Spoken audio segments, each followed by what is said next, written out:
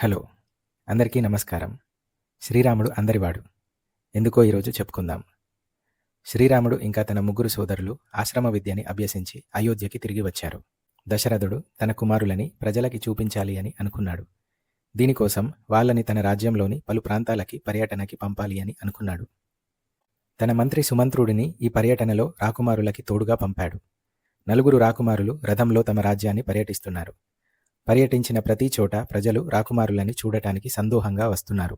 ఎక్కడికి వెళ్ళినా జనం రథం చుట్టూ గుమికూడుతున్నారు. వచ్చిన ప్రజలని శ్రీరాముడు ఆత్మీయంగా పలకరిస్తున్నాడు. తనకి చిన్ననాటి నుండి తెలిసిన వాళ్ళని పలకరించినట్లుగా అందరినీ ప్రేమగా పలకరిస్తూ ప్రజల అభిమానాన్ని చూరగొంటున్నాడు. శ్రీరాముడిని చూడటానికి ప్రజలు ప్రత్యేకంగా వస్తున్నారు. వచ్చిన వాళ్ళందరినీ ఆత్మీయంగా పలకరిస్తూ ప్రజల హృదయాలని శ్రీరాముడు గెలుచుకుంటున్నాడు. పర్యటన ఆశాంతం ఇలాగే కొనసాగింది.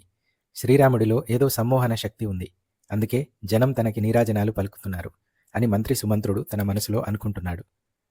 ప్రతి ఒక్కరిని ఆప్యాయంగా పలకరించడమే శ్రీరాముడిలో ఉన్న ఈ సమ్మోహన శక్తి. దీనివల్లే శ్రీరాముడు అందరివాడు అయ్యాడు, అందరికీ ఆరాధ్యుడు అయ్యాడు.